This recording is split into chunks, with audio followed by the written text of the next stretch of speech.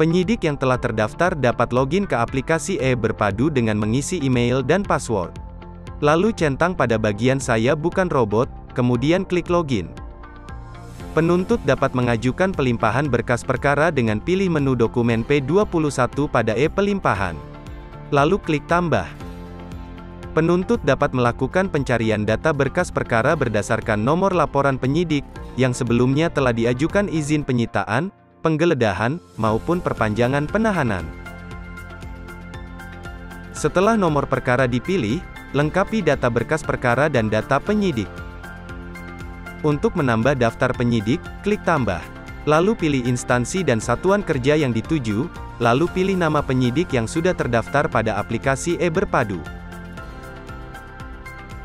Untuk data tersangka sudah terisi secara otomatis. Lalu klik simpan dan kirim pemberitahuan P21. Penuntut dan penyidik akan menerima notifikasi melalui email dan WhatsApp. Selanjutnya, untuk melihat data pelimpahan perkara, penyidik pilih menu e-Pelimpahan, lalu pilih dokumen P21 belum proses. Klik detail untuk melengkapi data pelimpahan perkara. Penyidik yang dipilih dapat menambahkan penyidik lainnya dengan pilih instansi dan satuan kerja yang dituju dan pilih nama penyidik yang ingin ditambahkan. Penyidik juga dapat menambahkan data tersangka. Jika sudah terisi seluruhnya, klik tahap selanjutnya. Penyidik akan diminta untuk melengkapi daftar dokumen yang diwajibkan dengan format PDF. Jika dokumen sudah terunggah semua, klik kirim berkas. Penyidik dan penuntut akan menerima notifikasi berkas pelimpahan telah terkirim melalui email dan WhatsApp. Pada tahap berikutnya, penuntut membuka dokumen P21 yang dikirimkan oleh penyidik dengan pilih dokumen P21 pada menu e-Pelimpahan. Lalu klik detail untuk memeriksa kelengkapan data perkara. Jika sudah sesuai, klik tahap selanjutnya. Pada bagian ini, penuntut memeriksa dokumen yang sudah diunggah oleh penyidik. Jika dokumen sudah sesuai, penuntut dapat memverifikasi berkas P21. Klik verifikasi berkas P21. Selanjutnya, klik detail untuk melengkapi data pelimpahan. Setelah penuntut mengisi amar dakwaan, klik simpan. Penuntut juga dapat menambahkan penuntut lainnya yang sudah terdaftar. Lalu klik tahap selanjutnya untuk melengkapi dokumen pelimpahan penuntut. Terdapat 9 dokumen yang harus diunggah oleh penuntut dengan format PDF, kecuali dokumen nomor 8 yang harus diunggah dengan format Microsoft Word. Jika dokumen sudah diunggah dengan lengkap, klik kirim pelimpahan ke pengadilan. Pastikan data dan dokumen sudah benar, karena data yang sudah dikirim tidak dapat ditambah maupun dirubah. Kemudian, Pengadilan Negeri Sidenreng Rapang memproses pelimpahan berkas perkara yang diterima.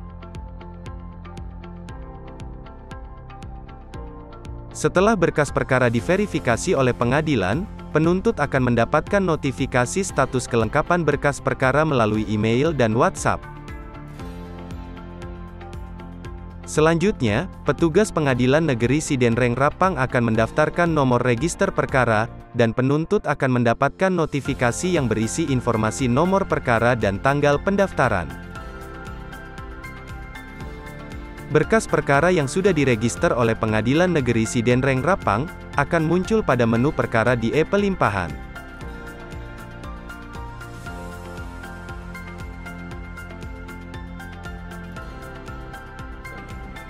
Selamat siang. Selamat siang. Terkait dengan isu sosialisasi yang dinyatakan sama jajaran hadir ya. Jadi saya berkali tentang aplikasi e-Berpadu. Berpadu. Apa ada maksud dan tujuan ini?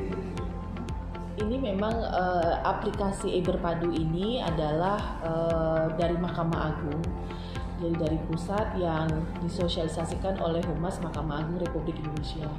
Maksudnya ini adalah untuk sistem administrasi perkara pidana berbasis IT.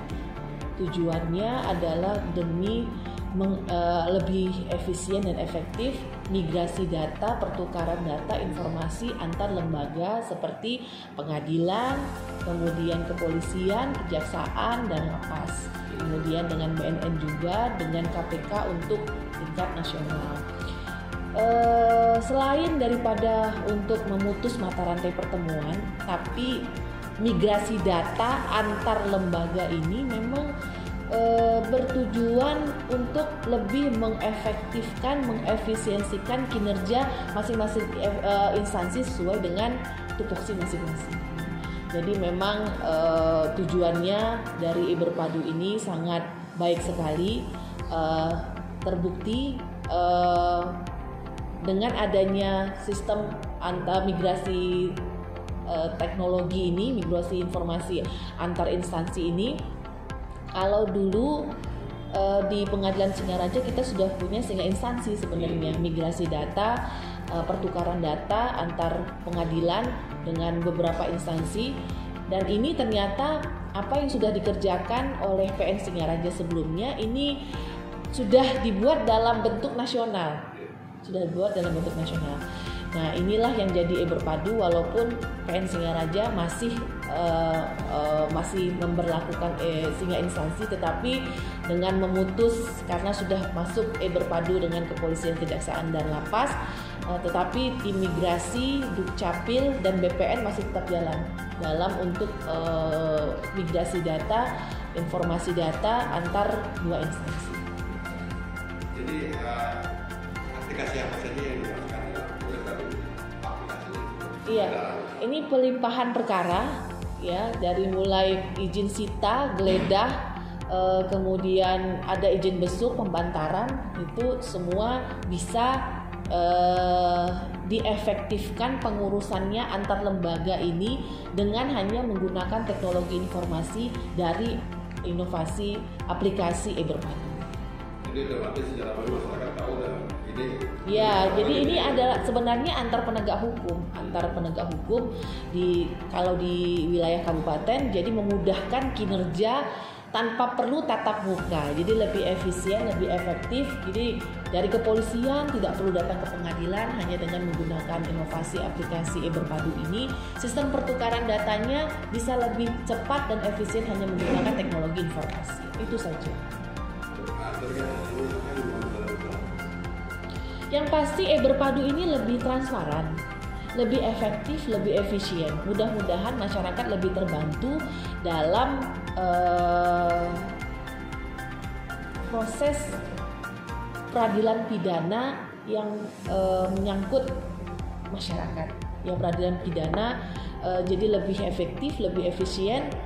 Jadi ini dapat terkontrol dan lebih transparan. Saja. Ada yang disampaikan terkait aplikasi ini? Aplikasi ini baik sekali. Jadi saya harap memang semua instansi yang tergabung di dalam e-Berpadu ini kita dapat bekerja bersama-sama sesuai dengan tupoksi masing-masing.